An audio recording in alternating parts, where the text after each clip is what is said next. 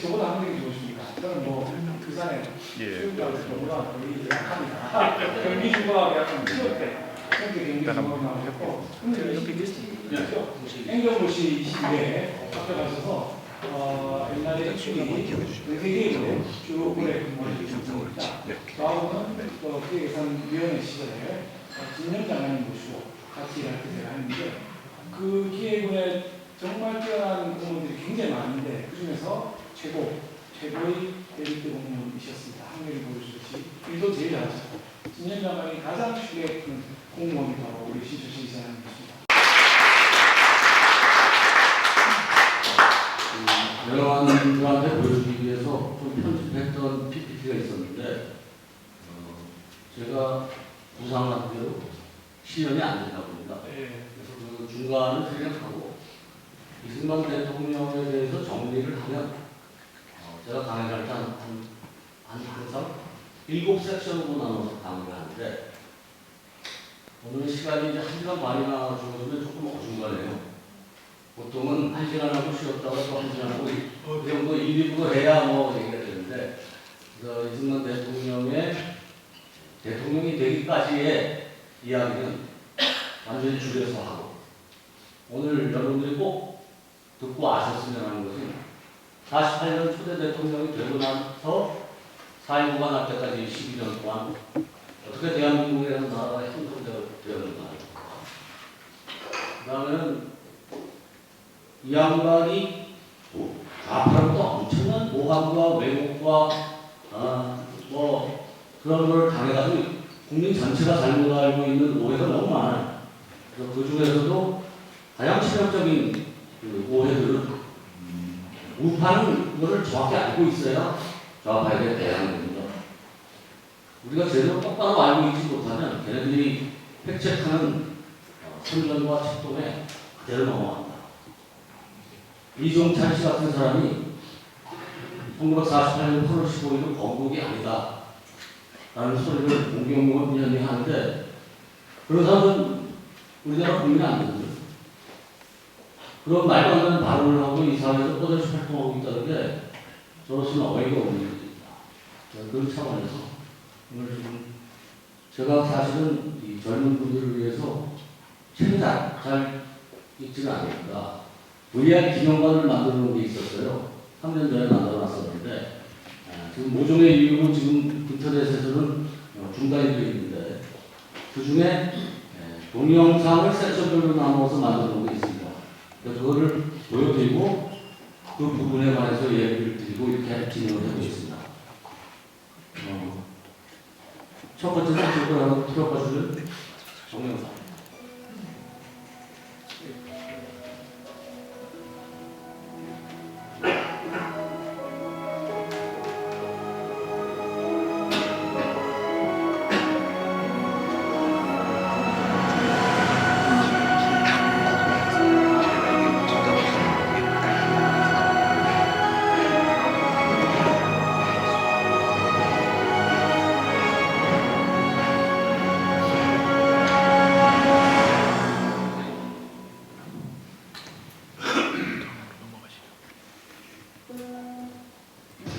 강대국교가 싸워 대한민국을 건국하고 6.25 전쟁에서 나라를 지켜내며 한미 상호방위조약으로 한반도의 평화를 이끌어낸 지도자, 자유 대한민국의 태동과 건국의 중심이지만 오해와 편견에 가려진 선량자. 그는 누구입니까? 나는 이승만입니다. 미국 와싱턴에서 해외 반대하는 우리 2,900만도 도움이 바랍니다. 어디서든지 내 말을 듣는 가족이 들으려. 대작당에서 신학원을 접한 23세 청년 이승만. 종로에서 열린 만민공동회의 명단설로 전문 리더로 부상됩니다.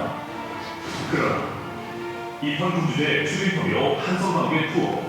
하지만 5년 7개월 만에 특별사면으로 석방되어 루즈벨트 대통령에게 대한민국의 국민보전을 청원하는 특사가 된다.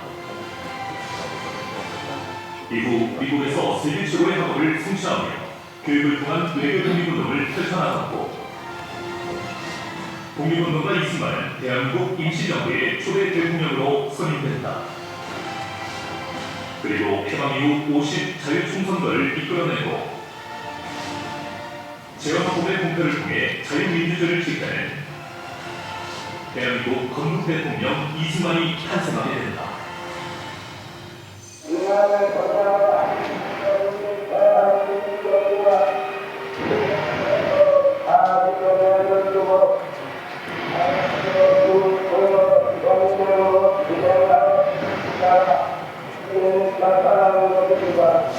(1950년) 6.25 전쟁이 발발하자 빠르고 정확한 판단과 강력한 추진력으로 전쟁에서 나라를 지켜내는 한편 뛰어난 협상력으로 우리에게 일방적으로 유리한 한미 상호 방위 조약을 이끌어냄으로써 한반도의 안전과 평화를 가능케 하여 오늘의 번영을 이루기 위한 진정한 지도자였다. 오늘날 대한민국의 절과 평등, 평화와 번영 90년의 시간을 오직 조국과 국민만을 바라보며 달려온 그가 있었기 때문이다. 대한민국 건국 대통령 이승만. 박수 쳐도 됩니다. 제1관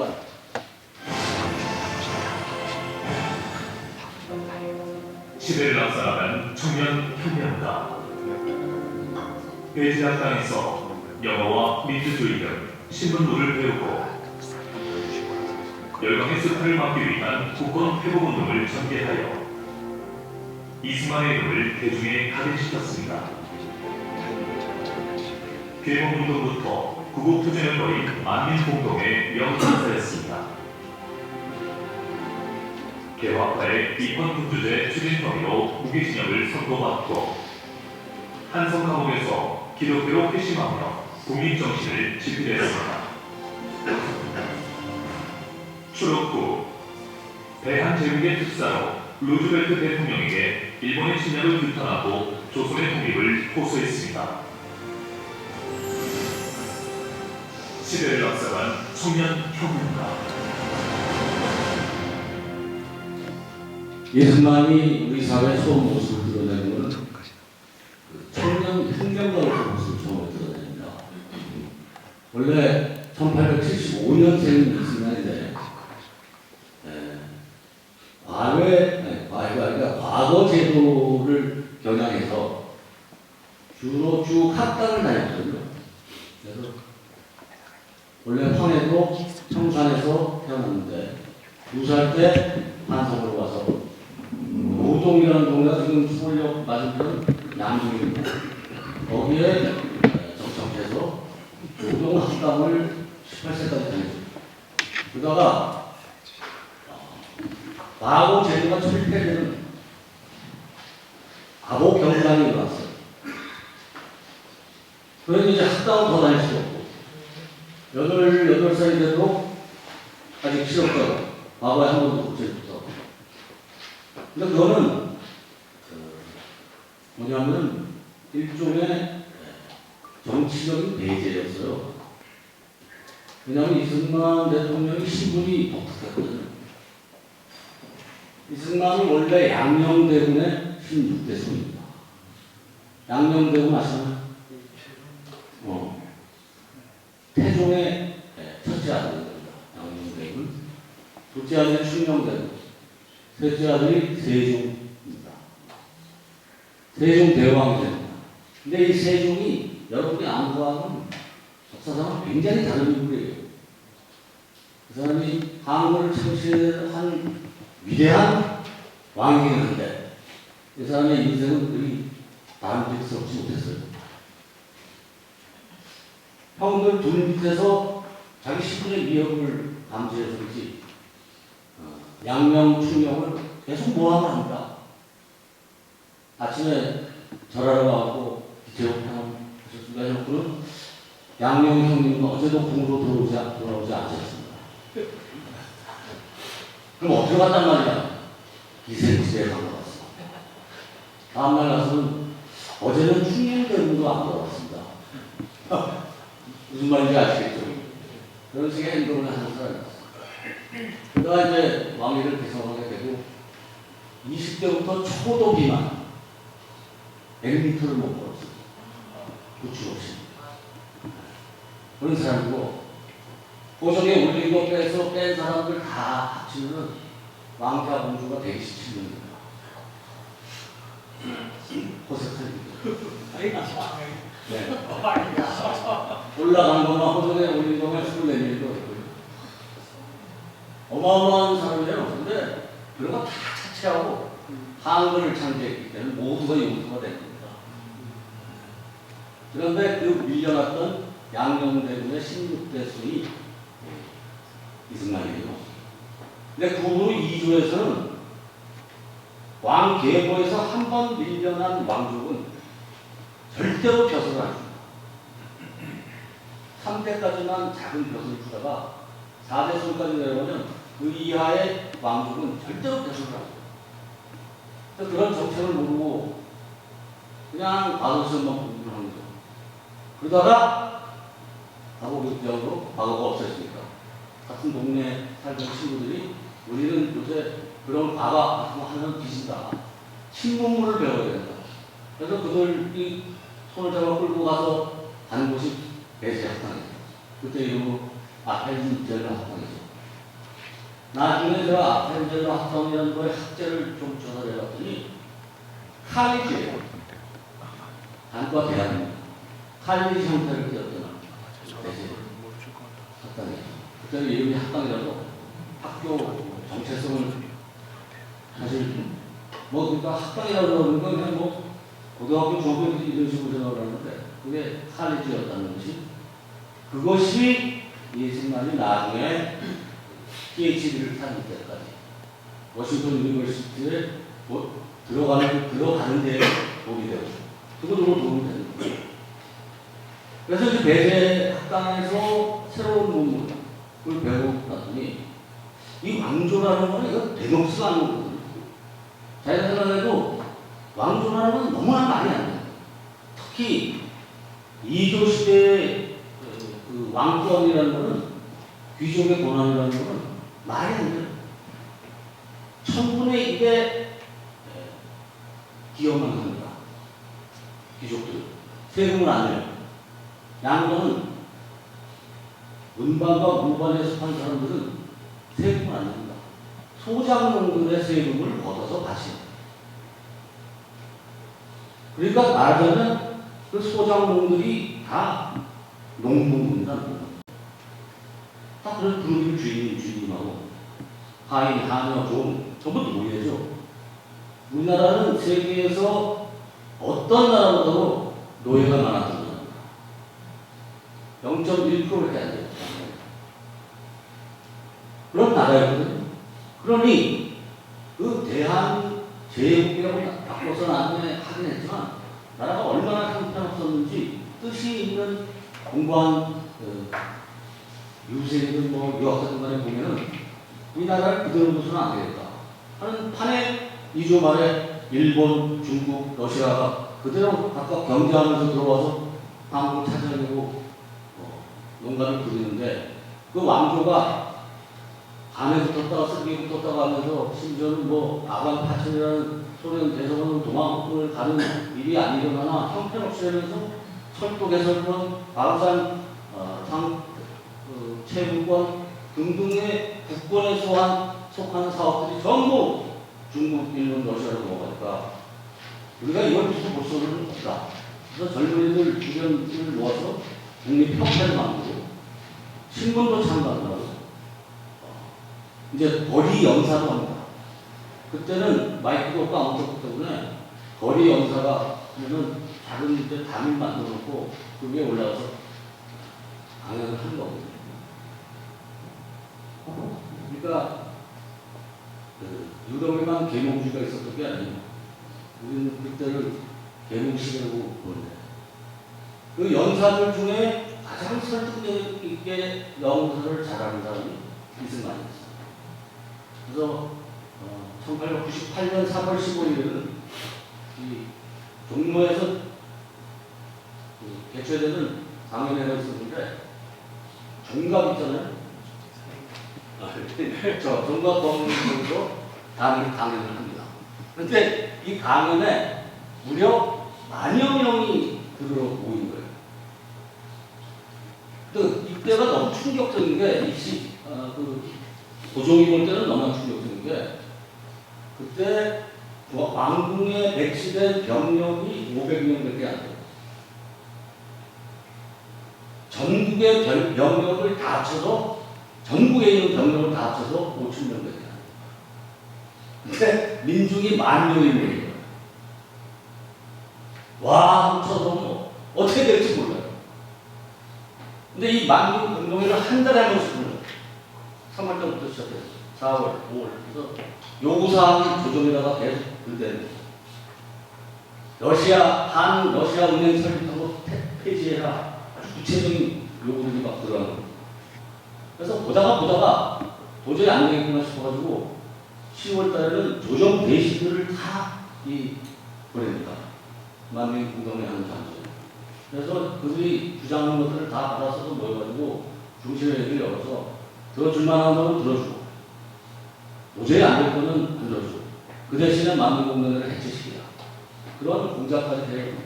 그래서 들어주게 된 것 중에 하나가 당시로서 의회를 상징하는 추미론이라는 걸 들어주마. 그리고 추미론의 직원 하나로 이승만을 회유하는 채로 엿을 하나 줍니다.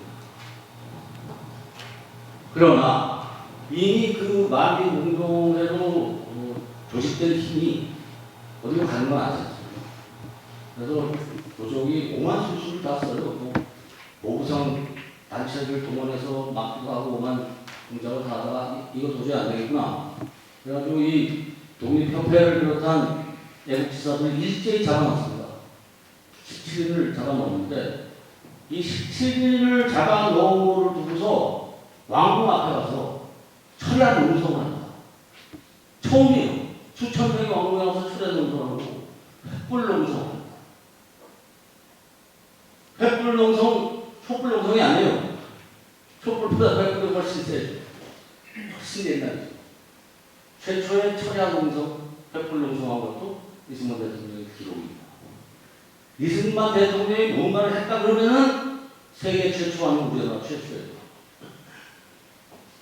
시대를 앞서가는 혁명가죠. 마침내는 1899년에 이르러서는 안 되겠다. 고종 왕조를 폐지해야 되겠다. 공화정으로 해야 되겠다. 그래서 새로운 국무총리로 박양조를 애국 공신이었는데 상정을 하고 이강이라는 왕조를 입헌군주제 형태로 해서 세운 걸로 해서 그거를 추진하다가 밀고에 걸려서 감옥에 들어갑니다. 일제히 잡혀서 들어간 게 아니에요. 고종이 잡아요. 그로부터 5년 7개월간의 청년 청년과 이승만의 감옥 생활을 시작합니다. 그 감옥 생활에서 이승만이 또 다시 새로이 태어난 겁니다. 이승만이 그냥 하늘에서 뚝 떨어져서 나타난 게 아니에요. 20대부터 이와 같이 목숨으로 처음에 사형수였다가 나중에 무기징역수로 변하는 거죠. 그래서 청년 혁명가 이승만이라고 저는 처음에 이승만의 정체성을 그렇게 규정을 했습니다. 다음 판.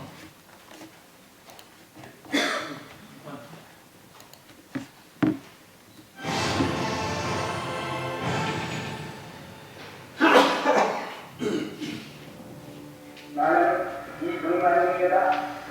미국 와싱턴에서 해외 해외를 관계하는 우리 2,900만 보행을 말합니다. 우리의 자유를 회복하는 것이 이제 우리 손에 달렸습니다. 분수하라, 싸워라, 우리가 일어서야 아들들한테 자유를 회복할 것이다. 나를 사랑하는 2,900만 여보요.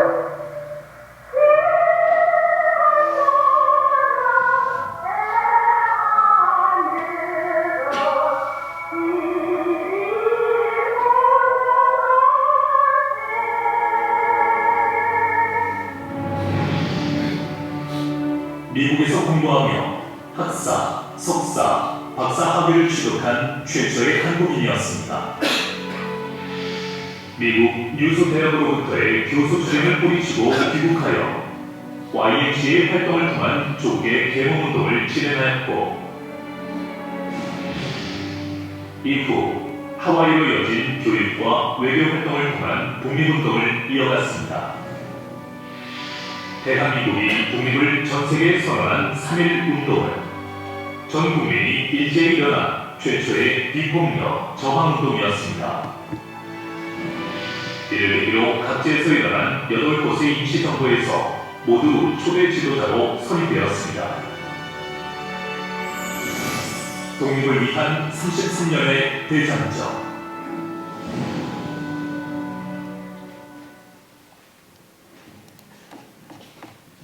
우리가 아는 독립운동가 이승만은 전 세계적인 셀레브리티였어요. 미국에서 모르는 사람이 없었습니다. 그만큼 이 양반이 우리가 일본 식민지 동안에 우리나라를 회복하기 위해서 목숨을 걸고 뛰었죠. 지난번에 한 몇 년 전에 나고나가 다시 돌아와서 쇼를 했잖아요. 그 뭐라 그러죠? 노래 제목에 뭐더라? 무슨 형님아 패스 형님아 패스 형님아 이런 노래를 부르는데 저희 집사람하고 앉아서 보고 있었는데 이 친구가 한 후가 보여가지고 이런 소리를 하는 거예요. 자기가 우리나라를 참 사랑하지만은 참 우리나라 선조 중에는 목숨을 걸고 나라를 위해서 일한 사람이 없는 것 같은 것이 아쉽다. 이런 소리를 해요.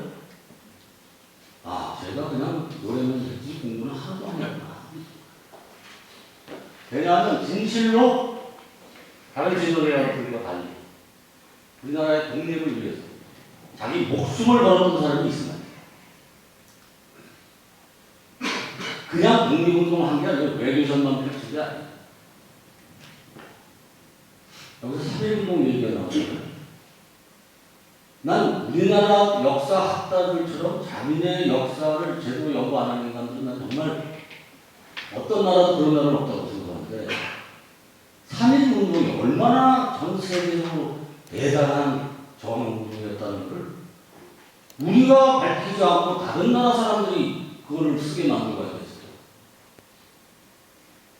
3.1운동이라는 때를 잘 생각해서 1919년 3월입니다. 전국의 소통수단이 뭐가 있었겠어요? 전화도 없고 그때는 전보밖에 없었습니다. 어떻게 전국에서 일제히 한날 한시에 대한독립 만세하면서 다 태극기를 들고 나와서 외칠 수가 있어요? 사전에 엄밀한 준비와 전략과 이게 없이 갑자기 일어납니까? 그때 그런 조직이 있었습니까? 나라가 다 망해서 충독부가 조선 충독부가 순사들 되고 응시벌 로켓부가 앉아있는 와중에 근데 그걸 해내는 거예요. 거의 기적과 같은 일이 일어납니다. 뒤에서 대단한 영영한 기획자가 있지 않고는 이런 일이 일어날 수가 없어요. 그리고 무슨 그 3.1운동을 기껏 무슨 고등학생쯤 되는 육아이중 여학생 하나가 옥중 사망했다고 그것만을 주제로 삼아가지고 그걸 영화를 만들고 뭐라고 하는데 어이가 없어요. 스스로의 손으로 그 대단한 운동을 역사상, 지구 역사상 가장 위대했던 최초의 운동을 그렇게 폄하하다니 어이가 없는 일입니다. 뭐가 그렇게 대단하냐? 그때 대한민국 인구가 1,700만이에요. 그 1,700만 중에 노약자 어린이 빼고 다 뛰어나옵니다. 집회할 때 순사들이 달려와서 체포하면은 다 도망가고 일부 사람들만 잡았는데 그 3.1운동 한 주간에 잡아놓은 만세운동 불렀던 사람들 수가 83만 명입니다. 잡아간 것만 몇백만 명이 나오니 카운트리스 전국에서 일어납니다. 이게 어떻게 이런 일이 일어날 수 있겠습니까?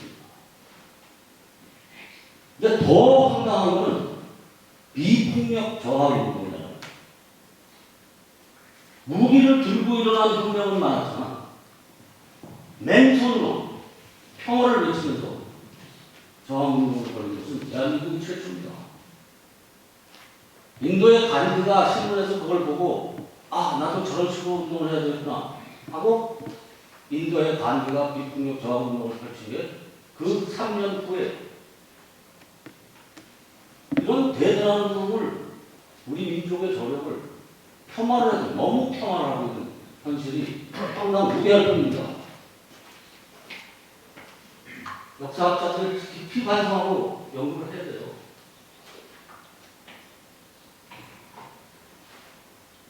근데 이거는 그 전에 이미 예행 연구를 했어요. 2월 28일에 일본에서 이미 만들어졌어요.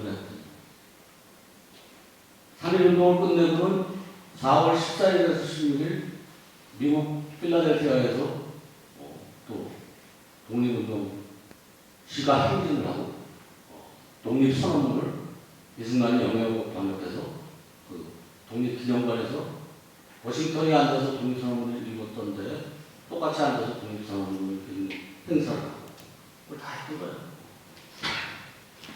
지금 뒤져서 저희가 찾아놓은 자료에는 이미 1918년부터 준비한 흔적들이 다 나와요. 수없는 밀서들과 밀사들이 다 미국과 일본 이런 데를 다 왔다 갔다 하면서 이승만이 유학 끝내고 돌아와서 YMCA 총무하면서 전국에 30개 YMCA 지구를 만들어놓고 목사님들과 다 연대를 맺어놓은 그 흔적들로 전국에 다 일치 당면에서 나올 수 있었던 겁니다. 여기에는 기획자가 있었던 거예요.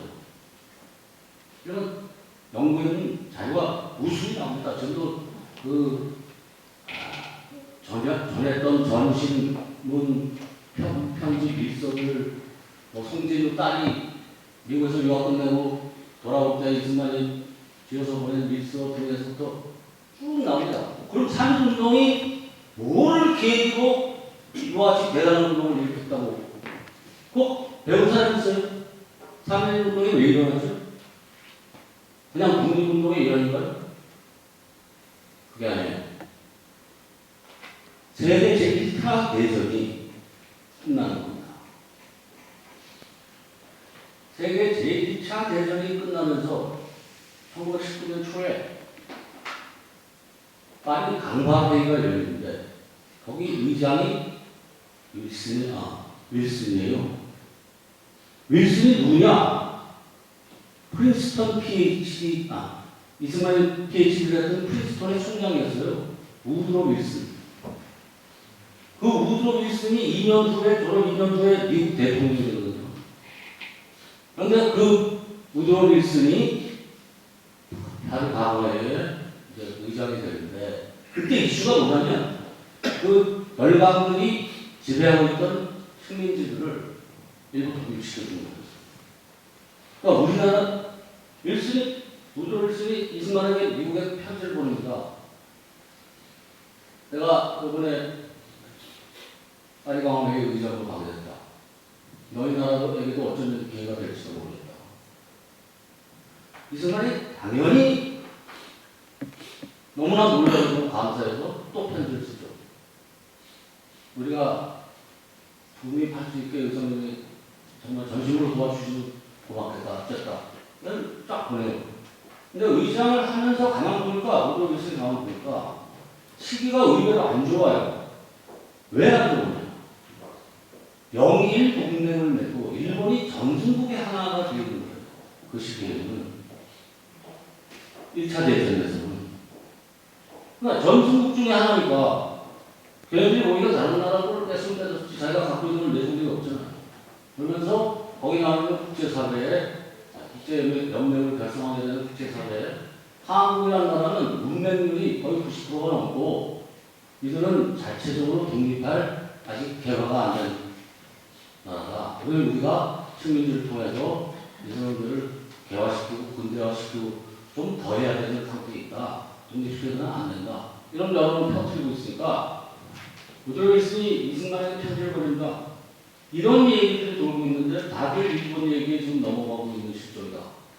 뭔가 너희 국민이 정말 나라를 세우고 이끌어갈 자격이 있다는 것을 세계 만방에 보여줄 필요가 있다.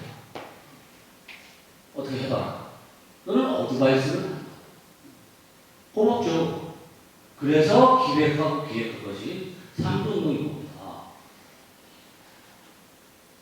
이런 전 세계적인 역사가 돌아가는 와중에 우리나라가 끼어서 가면서 그 세계사가 흘러가는 과정에 우리나라를 네이밍하고 입에 올리게 만들고 그런 주역이 만드는데 주역으로 하나가 되게 한 것이 바로 이승만의 공예이고 삼도운동이 끝나고 나니까 또 우리 독립지사들도 전부 팀이 이제 복도가셨죠. 그래서 8개의 임시정부가 우주적으로 생깁니다. 4월 달에. 근데 그 중에 의미 있었던, 가장 의미 있었던 임시정부가 3군데인데, 블라디보스토크 그때는 노령이라고 했거든요. 러시아 영토라고 노령이라고 하는데, 그 블라디보스토크에서 노령 임시정부가 처음 생기고, 상해 임시정부가 그 다음 주에 생기고, 한양에서 이제 한양 임시정부가 생기는데, 요 3군데만 내각을 구성했어요. 그리고 실제로 활동을 들어가고. 그러다가 이렇게 흩어져서는 아무것도 안 되구나. 상해로 임시정부를 통합하자. 그래서 한성 임시정부에서 지사들이 다 상해로 넘어오고 블라디보스토크에서 이동영이 다 불을 끌고 가서 9월달에 통합 상해 임시정부가 되는 겁니다. 거기에서는 대통령제를 취하고 이승만을 만장일치로 취했죠. 그때 이제 국회를 의정원이라고 했어요. 국회 상해 임시정부의 의정원이 58명입니다. 나라 전체가 임시정부가. 그들이 전원 일치로 이승만을 초대 대통령으로 이제 추대한 거예요. 이승만 대통령은 한성 임시정부에서 집정관 총재라는 직책을 맡겼을 때도 미국에서 오케이를 했었습니다. 그런데 이제 상해 임시정부 대통령이 되니까 그것도 대통령제를 택한 것도 이승만의 주장으로 대통령이 제일 택한 거죠. 미국을 못 나가서. 근데 이제 이승만은 워싱턴에 있는 거예요. 상해에서는 계속 정신을 보내고 일사를 보내고 해서 아니 이승만이 대통령인데 미국 워싱턴에 있으면 어떡하냐. 상해 임시정부로 와달라. 계속 와달라고 탄원을 합니다. 그런데 가만히 생각을 해보니 임시정부라고 차리긴 차렸는데 그 임시정부 요원이라는 약 60명이 생계수단이라고는 아무것도 없는 독립운동가들이잖아요. 그러니까 임시정부가 존재를 하고 운영돼 나가려면 돈이 있어야 되는데 그 돈을 상해 그때 한국인 500명밖에 없는 상해 석도사에서 어떻게 조달을 했어요? 그러니까 돈을 만들어서 오라고 이승만을 적극적으로 하는 겁니다. 그런데 이승만이라는 사람이 얼마나 대단한 사람이냐면 그 양반이라고 무성하게 뭐 독립자금을 이렇게 들어오겠어요. 그러니까 아이디어를 딱 내가지고 독립공채라는 채권을 발행해요. 국채를. 이 국채는 언제인지 모르지만 대한민국이 독립하게 되면 갚아줄게. 기본을 내는 사람도 명분이 있게. 그래서 독립공채를 마련하는데 그때 돈으로 8만 불이 됩니다. 지금으로 하면 800만 불이 된다. 그래서 그거를 가지고 상해로 가는 겁니다. 그때 이 양반이 9월에 상해 임시정부가 되기 전에 한성 임시정부에서 집정관 총재로 선임을 했을 때 자기가 그걸 수락했고 우리 독립선언문을 영어로 번역해서 낭독도 했고 가도 행진도 했고 거기서 이승만이 기분을 얻어가지고 6월 달에 일본 천황에게 공문을 때려요. 야, 천황, 너 한반도에서 당장 철수해. 여기 이제 정부가 새로 생겼어. 너희 나가! 이렇게 편지를 보내니까 일본 천황이 대응을 해가지고 이승만 목에 현상금 30만 원을 넣었어. 지금 돈으로 아마 3억 주대. 국제 현상. 목에 현상금 걸린 사나이거든요. 이건 여행만 해도 목숨이 일테요. 그런데 또 더 큰 문제는 이승만 대통령은 미국 국적을 취득하지 않았어요. 우리나라가 해방되어 있어요. 미국에서 활동하던 안창원이 뭐니 하는 사람들 다 미국 시민권을 나라에서 줍니다. 중국에서 활동하던 농협운동가 김구선 등을 비롯한 사람들 다 중국 국적 취득했죠. 왜 그럽니까? 국적을 안 취득하면 불법 체류자입니다. 불법 체류자는 어떠한 경제활동을 할 수가 없어요. 여행도 못 다닙니다. 여권이 없으니까 불법 체류자. 그래서 그 불법 체류자 신세인 이승만을 그래도 아무도 건드리지 않았어요. 미국 정부가. 그럼 프리스턴 PhD에 따라 워낙 한 국가를 식민지지만 대표하는 지도자이기 때문에 건드리지 않았던 거예요. 그래서 상해로 별로 가기로 결심을 해요. 그 상황에서.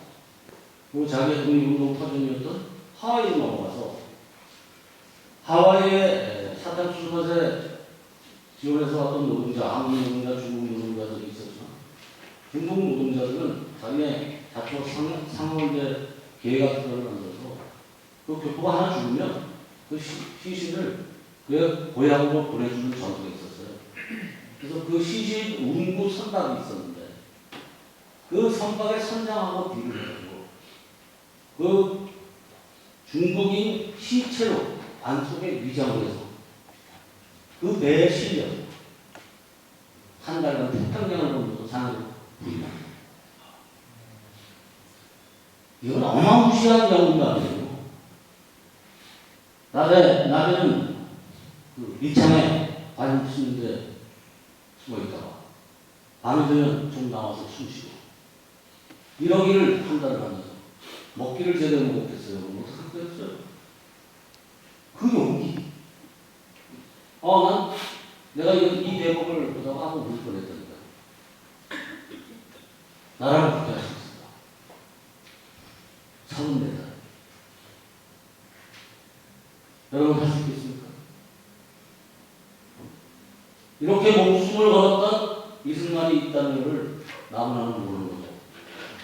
여러분이 모르는 것이.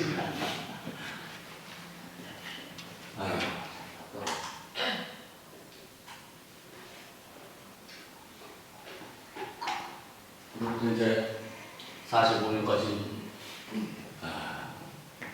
그야말로 독립운동을 펼치고 이 시기에 대해서는 오늘 이야기에서는 들어가지 않겠습니다. 그 시기만 해도 2시간에게 부족하기 때문에 넘어가고 우리나라 대한민국에 또 다시 한번 2차 대전 때와 같은 기회가 오는 거예요. 그게 뭐냐? 2차 대전이 이거예요. 근데 그 2차 대전은 일본과 미국이 심지어 싸우게 됩니다. 태평양 전쟁이 일어납니다. 이승만은 얼쑤구나했어요. 왜냐하면 그 양국의 국력을 아는 이승만은 일본이 필패한다는 걸 알고 있습니다. 그래서 양반이 하와이에 있던 이승만이 39년에 벌써 이제 눈치를 챘어요. 그러니까 이제 다시 워싱턴으로 가서 동지를 풀고 그래서 책을 쓰기 시작합니다. 그 책의 제목이 뭐냐? 재팬 인사이드 아웃입니다. 재팬의 속을 뒤집어 까뒤집는다. 그래서 정확하게 말하면 일본 내막기 이런 책을 발간하는데 거기서 이 양반이 일본이라는 나라는 종교가 어떻게 되고 뭐 나라 국민성이 어쩌고 하면서 지금 이 대동아 문명이라는 타이틀을 걸고 아시아 북동아시아에서 어떤 일을 벌여왔는지 1910년에 대한민국을 먹고 1932년에 만주국을 세우고 중일전쟁을 일으키고 했던 것들 필리핀을 쳐들어가고 남방 다 쳐들어가고 그런 거를 다 해놓고 이런 나라인데 일본은 틀림없이 이제 얼마 안 있어 미국을 치게 될 것이다.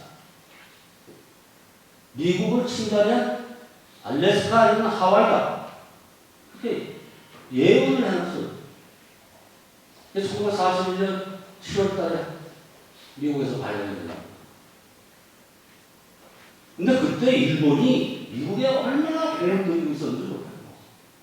워싱턴에 10만 원짜리 그루에 벚꽃을 가서 심고 그냥 알랑거리면서 반이라도 빼질 듯 하는데 그게 위장론이었죠.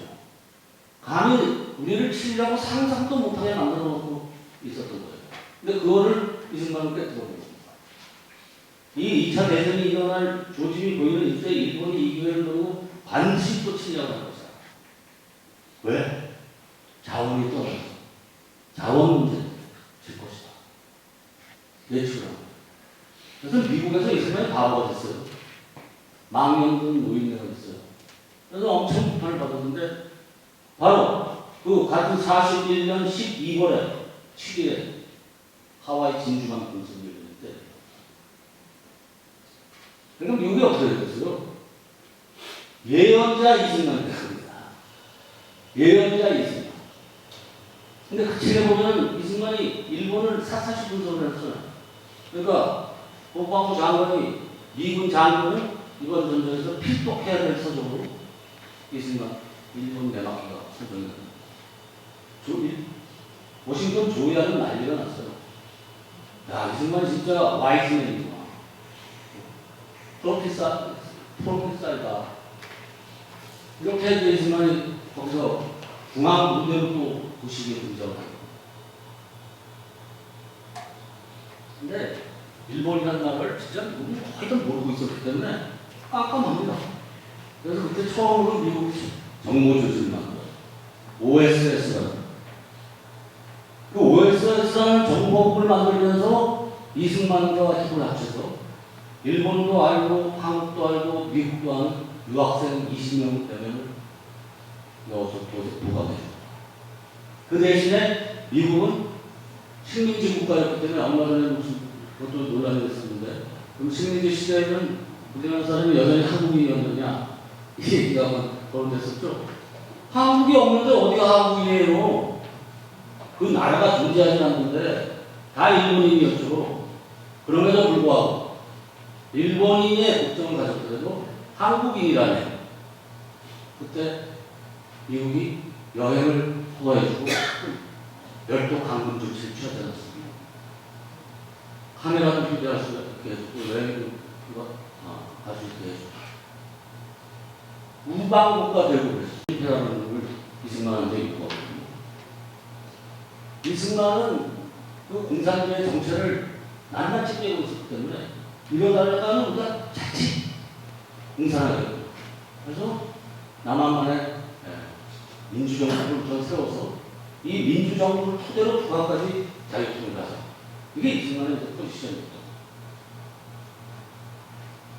그런데 이승만의 투쟁이 결국 성과를 거두어서 좀 바보 같았던 트루먼 대통령을 설득해가지고 결국 우리가 유엔을 맡겨주면서 자유민주 시장정국가가 나만의 탄생. 그때 이승만이 없었으면 우리나라가 그런 대단한 국제 무대에 주인공이 되지 않았을 것이고 그때 이승만이 없었으면 자유민주 체제라는 것을 그때 국민들은 자유민주가 뭔지를 모를 때예요. 그때는 좌파들이 박근영이를 비롯한 좌파들이 독립운동하고 있었기 때문에 그 좌파들에 대해서 통합동은 미친 것 같아요.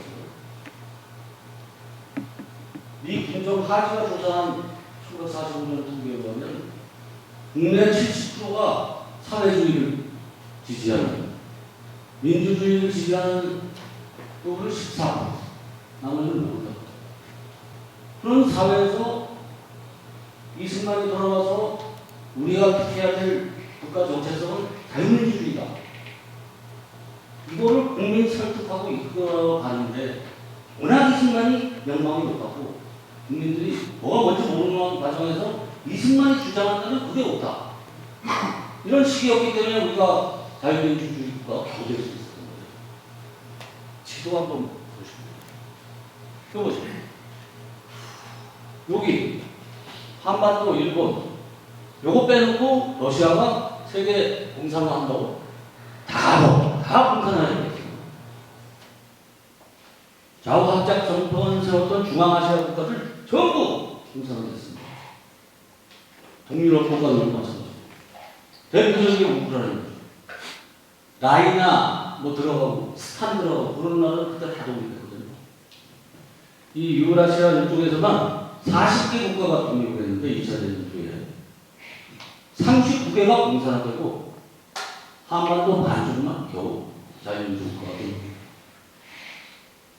이거는 이승만이라는 기적적인 인물이 그 나타나서 활동하지 않았으면 바로 공산화되고 말았을 한국이었어요. 근데 걔네들은 이미 준비가 다 끝나서 니네가 단독 선거하고 니네가 됐어? 걱정 없어. 우리 쳐들어갈 겁니다. 바로 2년 후에 6.25 내려오죠. 48년에 소련의 원주로 북한은 이미 40만 대군을 완성했습니다. 3년 사이에. 40만 대군을 이미 완성한 거예요. 김구 선생이 마지막으로 김일성하고 한번 만날 수 있게 해달라. 정말 통일국가 아니고 너희들 그렇게 가겠느냐. 그거 해보겠다고 해서 북한에 가셨지 않습니까? 남북 사회단체 대표 합동회의라는 이름 하에.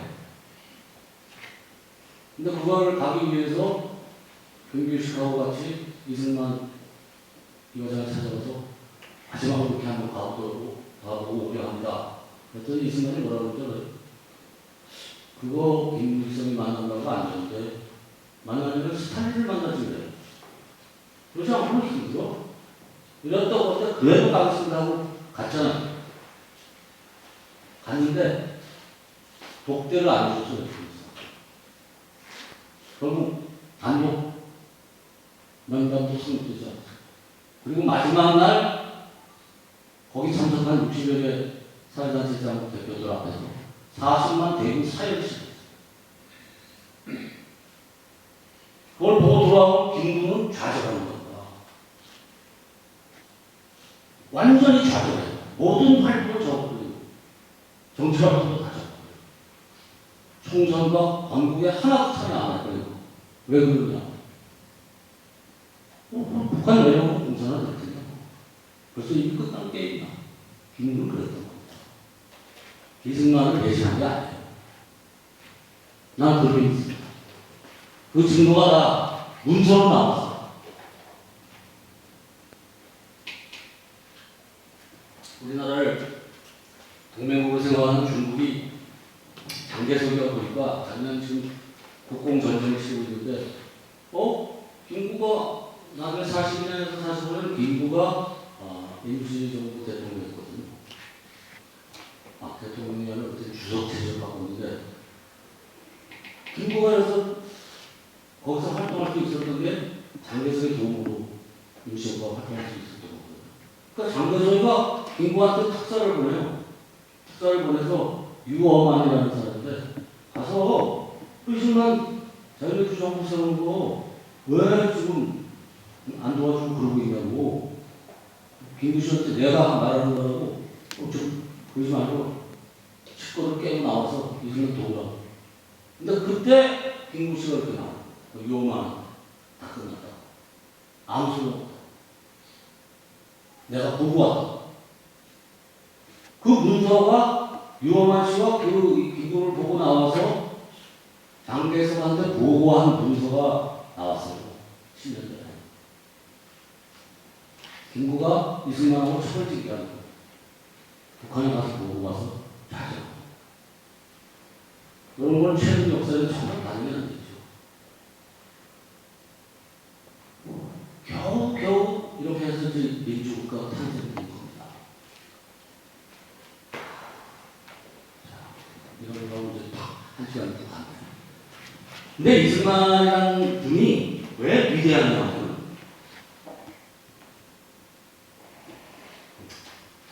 기생충에서 그 주인공이 제 아버지 보고 뭐라고 했는가?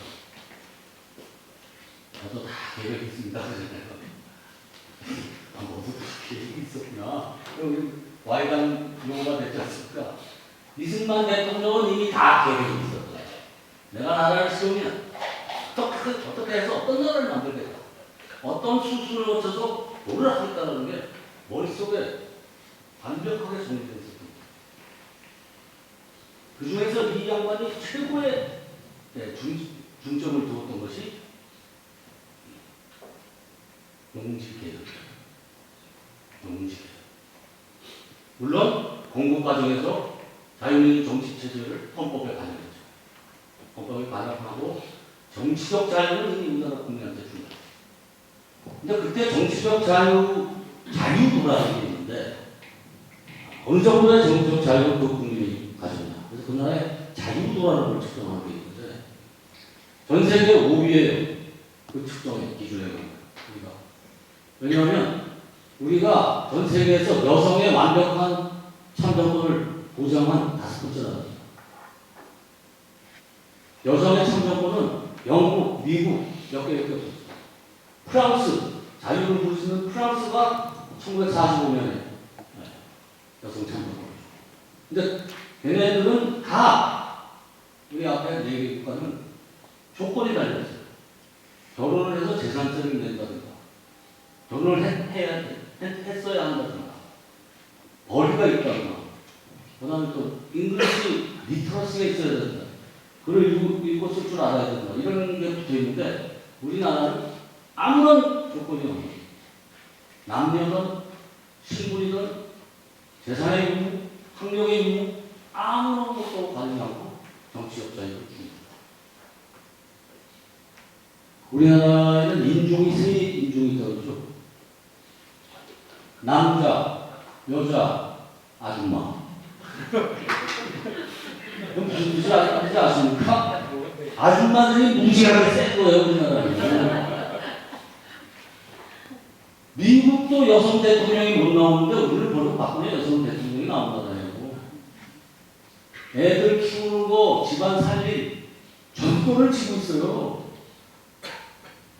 50 총선 때부터 남편하고 분석 1대1이에요.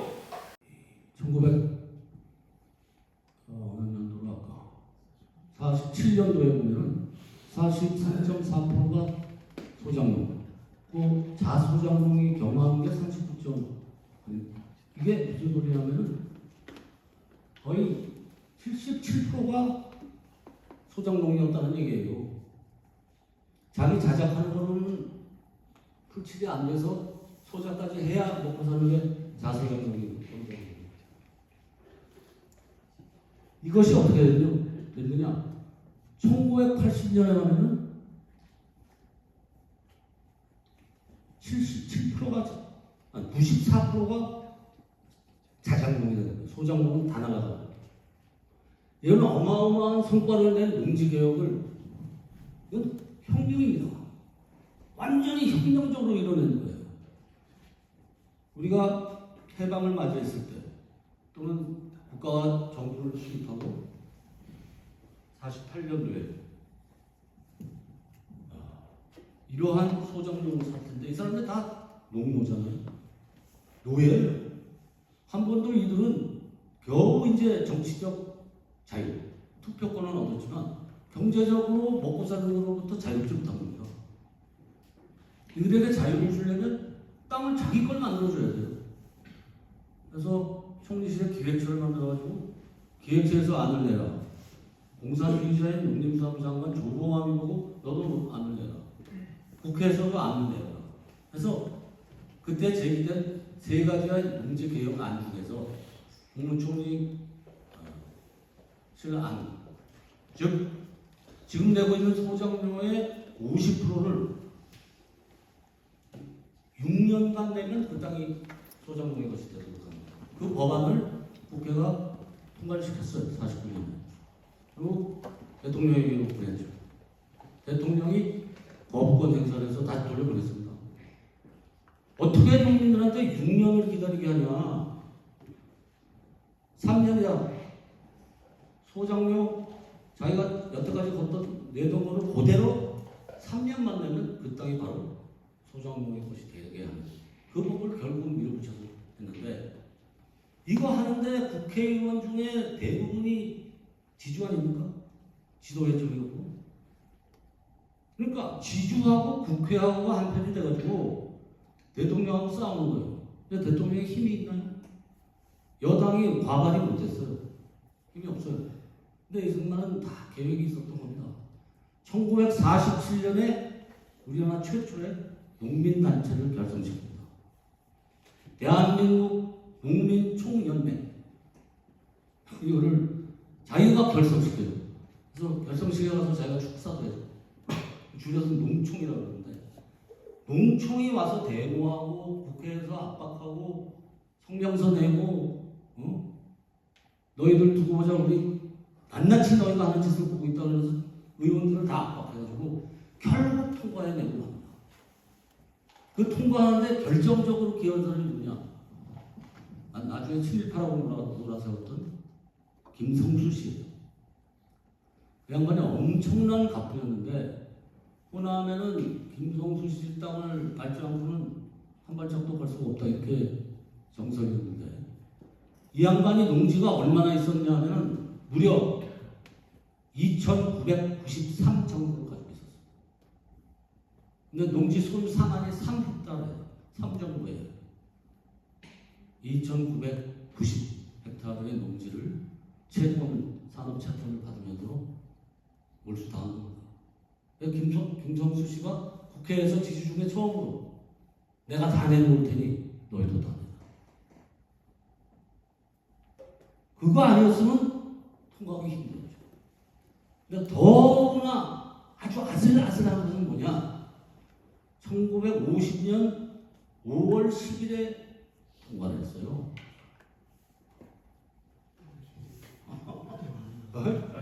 아니 6.25하고 정말 아슬아슬해요.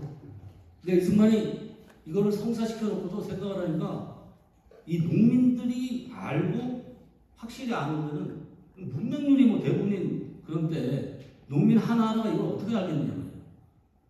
원래 법이라는 게 공포를 했으면 시행령 만들어야 되고 땅 문제는 그 등기를 다 고쳐야 되는데 어느 세월에 국민이 언제 알게 되냐 말이에요. 그래서 그걸로 고민을 하다가 어느 날 아침에 생각이 번뜩 난 거예요. 이거를 농민 한 사람 한 사람한테 알려줘야겠다. 아주 세계 전례가 없는 걸 하나 만들어내요. 분배 예정 농지 통지서 라는 걸 만들어가지고 무체부가 자전거 타고 다니면서 다 소장농가한테 가서 3년 후에 네가 이 땅 주인이 되는 거야. 한 장 한 장 다 통지서를 손에 쥐어줍니다. 그러니 북한군이 뭐 김일성이가 스탈린에게 말했던 것처럼 자기네랑 밀고 내려가면 뭐 농민 전부가 농민 해방이다 그러면서 3일이면 통일할 거라고 그랬던 게 말짱 도둑이 되는 겁니다. 농지 개혁 하나 때문에. 농지 분배 예정 통지서 때문에. 근데 그게 장관이나 사무관 머리도 아니고 대통령 이승만 머리에서 나왔다는 게 황당할 뿐이에요. 얼마나 노심초사 걱정을 했으면 그런 아이디어를 다 생각을 못하겠어요. 뭐 대단한 거 아닙니까? 6.25 때 호남이 일체 공산당한테 협조를 안 했기 때문에 빨치산이 나오는 겁니다. 다른 나라는 다 숨잖아요. 자기 가족 친척 집에 첫 들어가면 파리제 그러니까 레지스탕스들이. 근데 호남에서는 안 통해요. 다 3년에 멸종되는 데만 우리한테 공사를 하면 어떻게 될지 어떻게 알아? 불안하니까 다 고발해요. 그러니까 거기 스며들어 있을 수가 없는 거예요. 그래서 다 테레사로 도망간 거예요. 이 신의 한 수 농지개혁. 근데 그보다 더 중요한 의미는 노예 해방이었다는 겁니다. 진실한 의미의 노예 해방이에요. 이 노예 해방은 세계에서 제일 완벽한 노예 해방이에요. 링컨이 뭐 위대하다고? 미국에서는 링컨이 남북 통일을, 그러니까 나라가 남북으로 쪼개지는 것을 막은 통일 대통령이라고 칭송을 하지, 흑인 노예 해방 했던 것을 높게 쳐주지 않습니다. 왜 그런지 아세요? 1863년에 링컨이 흑인 노예 해방을 시키는데 그로부터 100년이 지난 케네디의 1963년에 그럼 흑인 노예들 중에서 참정권을 가진 자가 얼마나 있었느냐? 쇼킹해요. 7%밖에 없었어요. 93%가 투표권이 없는 흑인이에요. 주권이 없는 거죠. 그게 무슨 놈의 노예 해방입니까? 더군다나 남부에서 연안 농장에서 일하면서 그 귀족들 농가에서 잡을 갖고 일하면서 품삯을 받으면서 일하던 흑인들을 노예 해방이라고 하면서 거리로 다 내보내버렸어요. 먹고 살 길이 전혀 없지. 다 문맹이지. 누가 교육을 시켰나? 해방된 노예들은 최하 계층의 빈민으로 갈 수밖에 없었던 거예요. 그러니까 100년 동안 흑인이 노예는 해방됐는데 노예보다 더 못하게 된 거예요. 언제 흑인들 노예 해방시켜놓고 초등학교 영어라도 한번 가르쳤어요? 그래서 막 노예 해방은 그건 진짜 노예 해방이야. 이승만 대통령처럼 참정권을 주고 주권을 주고 경제적으로 먹고 살 수 있는 길을 열어주고 교육을 시키고 그래서 지식으로부터 해방될 수 있도록 이 세 가지를 동시에 해주지 않는 노예 해방이라는 건 성공 못합니다. 근데 여기에 더해서 이 농지개혁이 얼마나 대단한 거냐? 한 가지 더해서 전 세계 식민지로부터 독립한 나라가 우리나라 같이 철저하게 식민지 청산한 나라는 우리나라밖에 없어요. 이게 무슨 뜻이냐? 일제시대에 다 잘 살던 지주는 다 일본 협력자였습니다. 그들에게서 다 재산을 뺏은 거예요. 그 이상의 청산이 없어요. 우리 세대만 해도 아이씨 우리 아버지 세대에서 우리가 연마지기 부자였는데 이승만 때문에 다 날아갔어. 이런 얘기하는 사람들은 알았거든요. 근데 그 사람들은 일본이 식민 정책을 쓸 때 조선 총독부 문서에 나와 있는데 자기는 지주만 상대하면 된다 이거예요. 지주 상대 정책만 자기는 펼치면 된다. 나머지는 노예니까 종이니까. 그래서 그들이 협력하지 않을 수 없었거든요. 자기의 신분이나 재산을 보존하게. 그게 친일파지 뭐가 친일파입니까? 대단한 혁명이었죠. 농지개혁 제대로 평가 안 됐습니다. 이거 제대로 그 가치를 평가해야 돼요. 그러다 6.25 얘기로 들어가면 이것도 6.25 하나만 가지고도 몇 시간짜리예요. 얘기를 못해요. 네. 참 재밌는 게 우리가 문재인 정권 때가 코리아 패싱을 많이 당했죠. 근데 코리아 패싱이라는 단어가 이미 6.25 때 있었던 겁니다.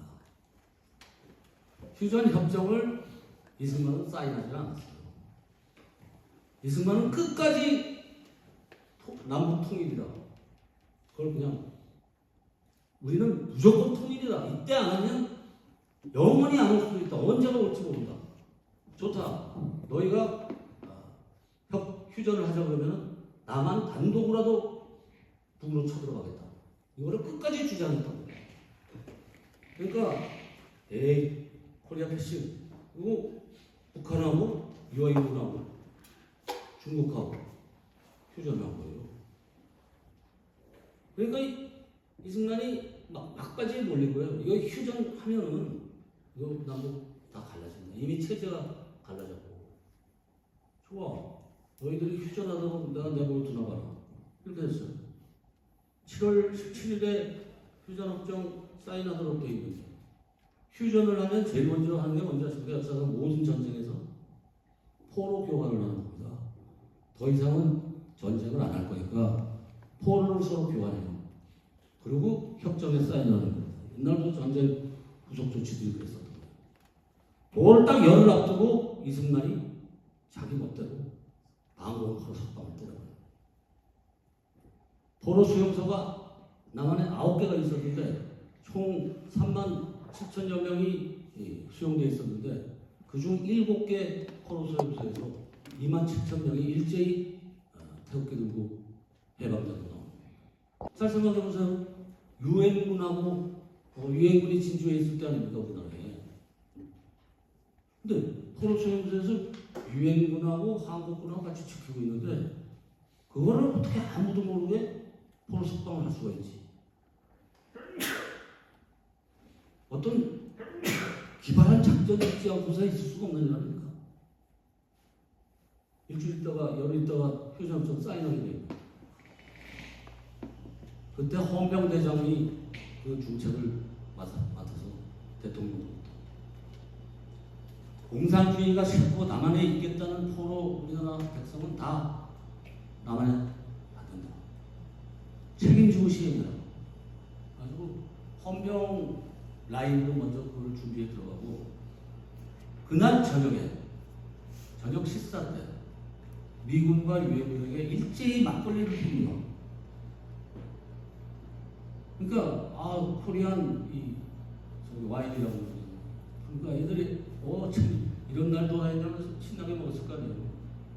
그래놓고 그 유엔군이 포로 석방하는 것을 저지하려고 나서는 사람들한테는 그 당시에 최루탄을 썼어요. 무슨 최루탄이냐? 고춧가루 최루탄. 고춧가루로 그러니까 재채기하고 그럴 때 우리 납수했던 거예요.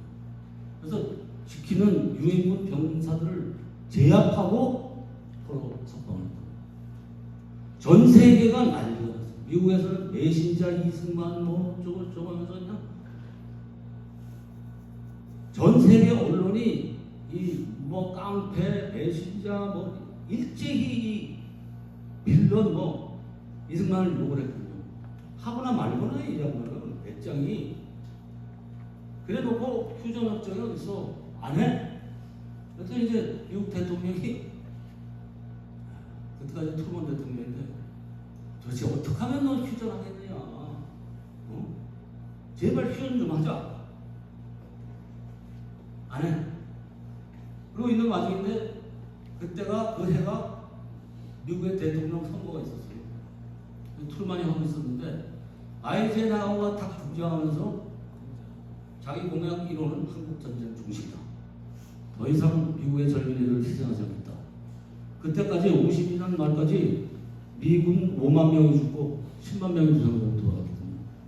그래서 미국의 어머니들한테는 한국전쟁이라는 건 악몽이었던 거예요. 그래서 얘는 아이젠하워는 어떻게든 휴전을 해야 돼요. 자기 정치 생명에 걸렸어요. 나 안 해. 나만 혼자라도 북진 통일할 거야. 이러고 있으니까 죽을 마당이었어요. 그래서 국무성 차관보를 보냅니다.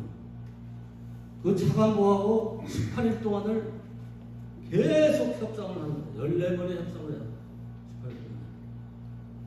결국 저쪽에서 구걸하다시피 뭘 해주면 휴전을 해주겠느냐. 그래서 정말 당당한 거예요. 먼저 너희들 때문에 이 전쟁이 일어나는 거 아니야. 너희가 해구산 보호막에서 애칭들을 라인 그어가지고 대한해협으로 그어가지고 너 우리나라를 거기서 빼는 바람에 요거가 일어난 거 아니야. 너희들 책임 아니야. 그러니 북한이 40만 대군이라는데 너희 철군에서 가면은 바로 내려올 텐데 어떻게 내가 휴전을 하느냐. 40만 대군 북한에 필적하는 60만 대군 군장비를 내놔라. 우리는 60만 대군이 있어야 안심하겠다. 그래서 20개 사단 60만 대군의 군장비를 다 받아냅니다. 그런데도 사인을 안 해요. 왜? 왜? 아니 전쟁 때문에 지금 다 초토화돼가지고 공장도 한 개도 없고 농사도 못 지어서 다 아사하게 생겼는데 휴전협정 딱 내리고 너희 떠나면 우리는 어떡하라고?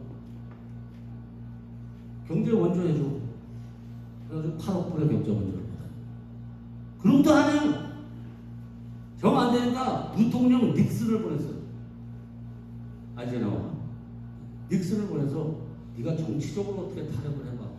닉슨이 아주 수단이 대단한 대통령이었잖아요. 이 양반이 이승만하고 몇 시간을 얘기했는데 이승만한테 안 통해요. 그래, 응? 나는 이 평화 통일을 아니 이번에 자유 통일을 꼭 이루어야 되겠으니까 네가 단념하고 돌아가. 그래서 편지를 하나 줘요. 이게 뭐냐 그랬더니 비행기가 일본에 도착하고 꺼내서 읽어보죠. 저는 그걸 딱 꺼내서 읽어봤더니 이렇게 써있는 거예요. 나는 미국의 동의 없이 어떠한 일도 단독으로 저지르지 않을 거야. 저지르지 않을 거야. 안심해. 근데 내가 북진 통일할 거라고 외치지 않는 순간 너희는 우리 자유진영은 써먹을 카드 하나를 잃게 되는 거야. 내가 어떻게 할지를 공산진영이 몰라야 휴전협정이고 무슨 협정이고 우리에게 유리하게 작용하는 거야.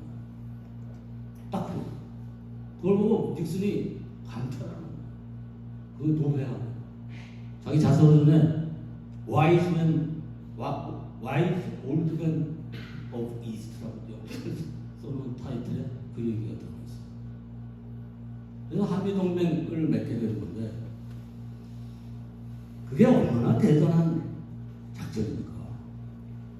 한미동맹 그 조약을 두고 미국에서 하버드와 예일 이런 데서 다 국제법 연구하는 데서 학자들이 뭐라고 정의를 내렸냐면 20세기 들어서 국제조약 중에 강대국과 약소국이 맺은 국제조약 중에 약소국에게 일방적으로 유리하게 체결된 유일한 조약 이렇게 평가받는 거예요. 말도 안 돼요. 그럼 걔네들이 미군을 철수하면서 이팔군을 남기잖아요. 그 남기는 것도 휴전선에 남깁니다. 왜 그렇습니까? 우리한테는 뭐 더 말할 나위 없는 아주 방어 벽이죠. 미국은 장애인 병사 한 명만 죽어도 의회 동의 없이 바로 참전할 수 있게 돼 있습니다.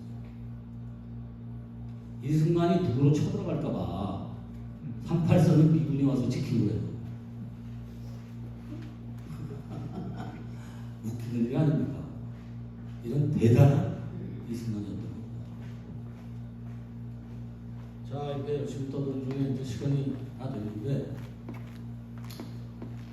이 한 10분만 더 쓰면서 오해와 진실 파트를 한번 가보겠습니다.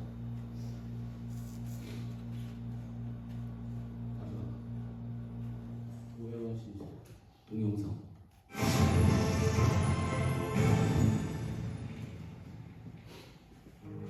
이승만은 독재자인가? 국민이 물러나라 했다고 자진 사퇴하는 독재자는 없습니다. 이승만은 부정선거로 당선되었는가? 3.15 부정선거의 진실은 부통령 선거에서 이기동을 당선시키기 위한 것이었습니다. 이승만은 미국의 앞잡이인가? 이승만은 미국의 말을 듣지 않아 미국이 이승만 제거를 위한 군사작전을 준비했습니다. 이승만은 친일파이며 매국노인가? 공산권의 여러 보루에 지나지 않으며 북한의 김일성 내각이야말로 친일파 정권입니다. 이승만의 정읍 발언이 분단을 야기했는가? 소련이 먼저 세운 북한 공산정권에 대응하여 자유통일정부를 세우기 위한 것입니다. 이승만은 시민을 버리고 혼자 피신하였는가? 이승만은 서울 함락 직전까지 버티다가 마지막으로 피신했으며 전쟁에서 승리하기 위해 군 최고 통수권자의 안전을 확보하기 위한 작전상 후퇴였습니다. 이승만을 둘러싼 역사 왜곡과 진실. 다큐멘터리 영화 건국전쟁 보신 분들 들어보세요. 그 다음 기회가 있으면 꼭 보십시오. 왜냐하면 북한과 좌파들이 한강다리를 폭파하고 이승만이 넘어갔다 그러는데 그게 사실은 폭파는 대동강다리고 그 사람이 결코 도망간 게 아니거든요. 전쟁이 나서 전설이 밀리면 최고 사령관이 후퇴해서 사령부를 세워야지. 그럼 거기서 잡혀서 죽거나 체포돼야 됩니까? 그럼 전쟁 치는 겁니다. 2차 대전에서 독일이 프랑스를 다 잡아먹었을 때 대통령 드골은 어디 있었습니까? 영국 런던에 가서 전쟁 치료했죠. 우리가 9.28 서울 수복하고 북진 올라가기 시작했을 때 김일성은 어디로 도망갔습니까? 대련은 또 중국으로 도망갔어요. 이승만은 끝까지 이 반도를 떠나지 않고 부산 정권까지도 마지막까지도 미국 무초대사가 와서 계속 밀리고 있으니까 혹시 모르니 일본으로 망명하지 않겠느냐. 북한군이 내 앞에까지 질문해 온다면 내 마누라를 쏴 죽이고 그놈을 죽이고 나도 죽을 것이다. 한 발자국도 나는 반도를 떠나지 않을 것이다. 그렇게 말했던 사람. 근데 이런 사람을 모함하면 안 되는 겁니다. 오히려 북한군이 내려올 때 탱크가 몇 대였는지 아십니까? 249대예요. 우리는 탱크 한 대도 없었어요. 383이 서울까지 45km예요. 그들이 몰고 온 탱크가 소련제 시속 55km짜리입니다. 1시간도 안 걸려서 올 수 있는 거예요. 72시간을 서울에서 버티면서 미국 참전과 유엔 참전을 다 끌어내고 미아리까지 북한군이 와서 자주포 소리와 기총소사 소리와 대포 소리가 나는 와중에 겨우 밀려서 한강다리 건너갔던 겁니다. 그때 이미 시민들 대피를 위한 부교 다 만들었고 다리 폭파를 위한 거는 그건 전략상 탱크가 다리 건너오면 한강 이면 그만 금방 초토화 되는데 우리는 그때 항공기가 3대 있었는데 전투기가 아닙니다. 북한은 192대 전투기를 몰고 내려왔어요. 자주포 190문. 이 상태에서 72시간을 서울에서 버티면서 미국과 유엔의 참전을 이끌어내고 겨우 이제 참전만 하면 우리가 이길 수 있다. 그러고서 내려간 게 이승만이에요. 그래서 이 오해와 진실은 반드시 밝혀져야 하는 겁니다. 민주당 대통령 후보가 있었어요.